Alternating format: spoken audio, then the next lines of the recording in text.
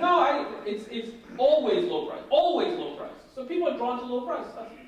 So the same thing on the exchanges. Now, to the extent that people therefore are plowing into insurance products that are most social subsidies, those insurance products have the largest censuses, the largest population, therefore the best possibility of continuing to offer lower premiums, right, because they have big, larger pools, more diverse insurance pools. And so those exchanges gain market share. At the expense of whom? The traditional private insurance market. And so, as I see this playing out, I see more and more employers sending their workers to the exchanges.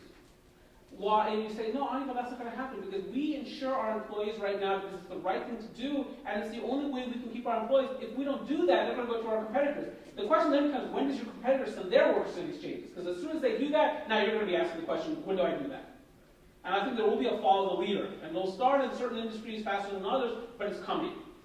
And so I think this has a major impact on the way healthcare is not necessarily delivered, but how it's financed. As you know, a major aspect of insuring these 30 to 33 million Americans who are currently uninsured is Medicaid expansion.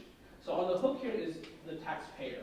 This is not healthcare reform, parenthetically, it's health finance reform. There's really no change in the way that healthcare is delivered, though it has some ramifications for the demand, for instance, for primary care or preventative care. So that's how it's going to play out. I think overall healthcare gets more expensive. Now the Congressional Budget Office says, no, that's not true. Because you're going to have so many young, healthy people signing up into these insurance pools, or entering these insurance pools, they're going to bring up premiums for everybody. That's the key to the whole thing, but it's not clear that that's true yet. Yes, sir. So when you say that you're going to see more of these subsidized exchanges going, when you say the word subsidized, that tells me that you're taking money from one group and giving it for free to another. And so what's the effect of that on the economy? No, quite literally, the subsidy is the federal government subsidy, right? So if you make, I think it's 400% less, or something like this, then you are eligible for some amount of subsidy. So those folks that are receiving this subsidy are going to opt for which products? I'm suggesting they're going to go for the cheapest available products, right? Now, these products would be even cheaper were it not for all these federal mandates, right? These requirements to provide certain types of insurance. That's true. But there's still, even in that universe, a set of cheaper products than others. That's what's going to gain market share. So again, follow the leader. So who's signing up for the exchanges first? The people who need insurance. They just need it. They're going to deal with the electronics because they need this insurance. They've lost their insurance. What are they going to opt for? They're going to opt for the cheapest products. So those cheapest products are going to gain market share, and that's where you're going to see a lot of follow the leader, a lot of people plowing into those products. That's all I'm suggesting to you. And all the while, the federal government is on the hook for a ton of subsidies, and then, of course, you've got Medicaid expansion on top of it. So the taxpayer pays a ton.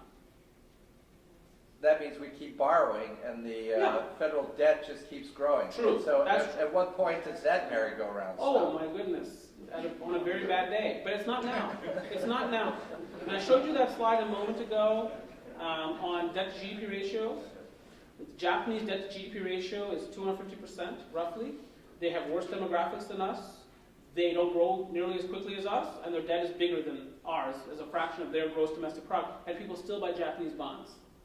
So we still have some room, my view, because you read the tape here. I was taught very early on, you read the tape. Forget about your personal opinion. So I might say the U.S. government is irresponsible, it should be fiscally conservative, it should balance the budget. Sometimes it doesn't even pass the budget. In fact, until recently, it had not passed one for 4 years. Fine, but you read the tape. The bond market says not a problem. So as long as the bond market says it's not a problem, it's not a problem, at least from that perspective.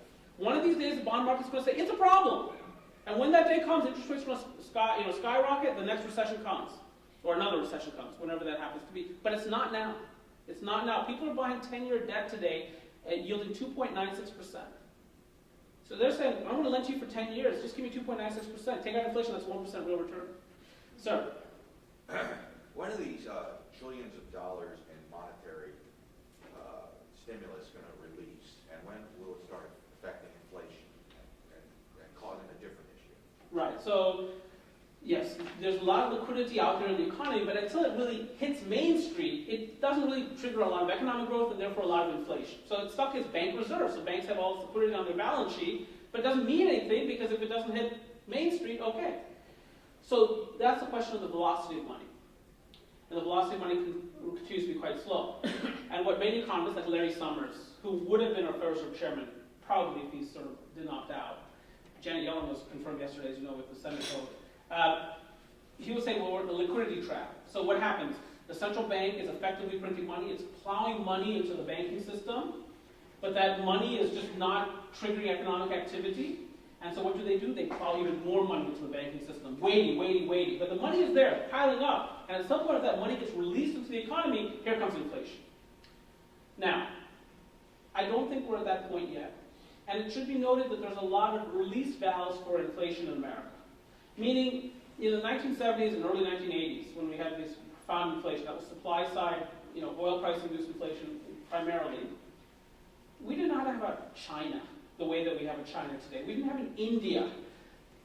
A lot of people are focused on Chinese production. They are the largest industrial producer in the world. But the Indians are 1.21 billion people according to the latest census. Now, the Chinese population is getting older. They have all kinds of environmental constraints now.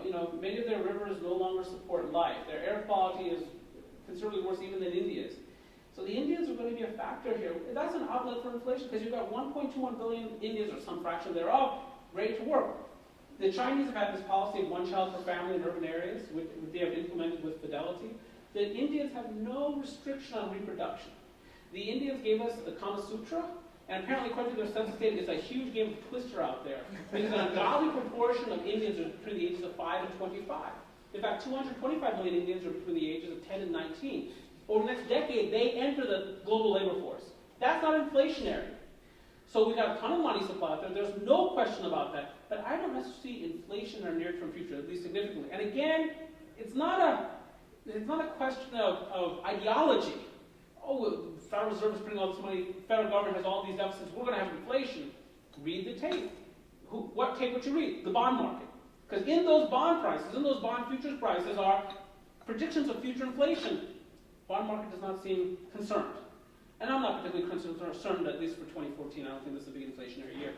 Start in the back, there is a question. Yeah, in terms of quantitative easing, do you feel like at this point with the change in Federal Reserve Chairman Kennedy coming in, that there will be continued, there will be QE4, QE5, and what's your prediction in terms of what we're doing in the quantitative easing approach? Right, yes. If there's a QE4 and a QE5, that's very bad news, because that tells us the economic recovery ended at some point.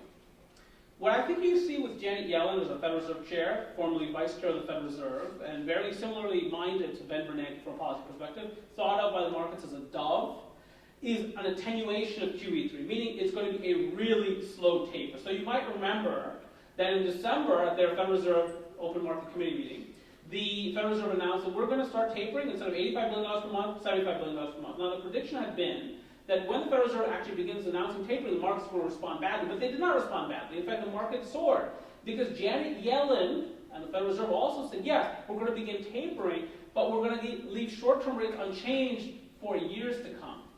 I mean, the Fed funds rate, the discount rate. So, and we're going to taper very slowly. It's going to be data-driven. So if the data are not good on the economy, we're not going to keep tapering. So I don't think you get a QE4 or QE5, but I think what you get is an extended QE3.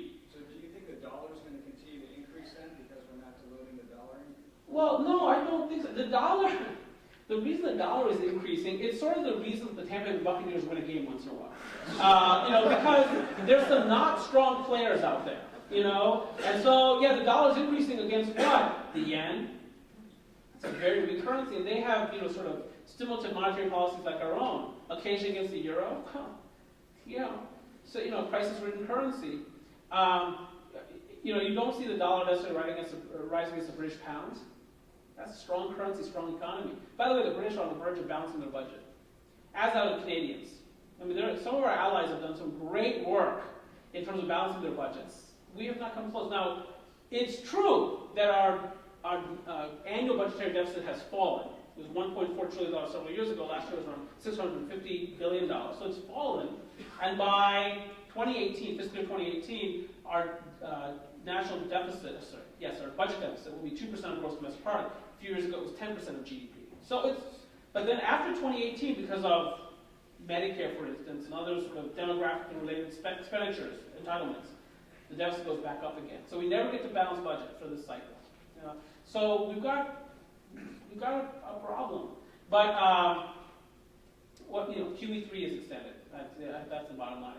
Yes, sir. And then I'll get to What are your thoughts about American independence from oil, or becoming self-sufficient from its energy standpoint?